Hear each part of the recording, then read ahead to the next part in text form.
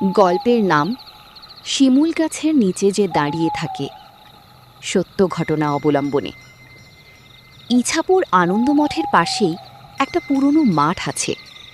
মাঠের এক কোণায় দাঁড়িয়ে আছে একটা বিশাল শিমুল গাছ।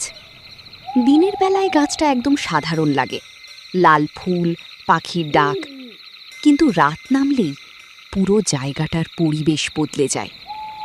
লোকজন বলে ওই গাছটার নিচে সন্ধ্যার পর কেউ দাঁড়ায় না, কারণ সেখানে ও থাকে।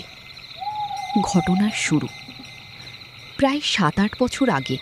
এলাকার এক ছেলে, রাহুল, রাত 10টার দিকে শর্টকাট দিয়ে বাড়ি ফিরছিল।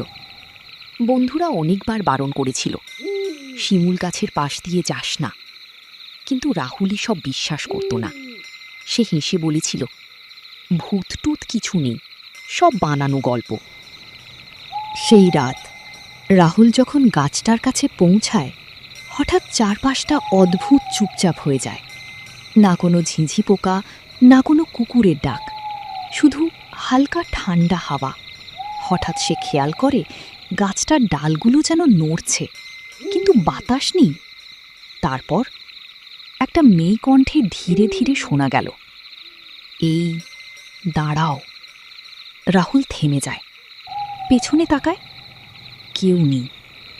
কিন্তু কয়েক সেকেন্ড পর সে আবার হাঁটতে শুরু করতেই তার সামনে শিমুল গাছের নিচে দাঁড়িয়ে থাকে একটা সাদা শাড়ি পরা মেয়ে, মাথা নিচু, চুলে পুরো মুখ ঢাকা। রাহুল ভয় পেলেও নিজেকে সামলায়। কে তুমি? কোনো উত্তর নেই। তারপর যা ঘটল, মেয়েটা ধীরে ধীরে মাথা তোলে, আর রাহুল দেখে তার মুখে কোনো চোখ নেই, শুধু ফাঁকা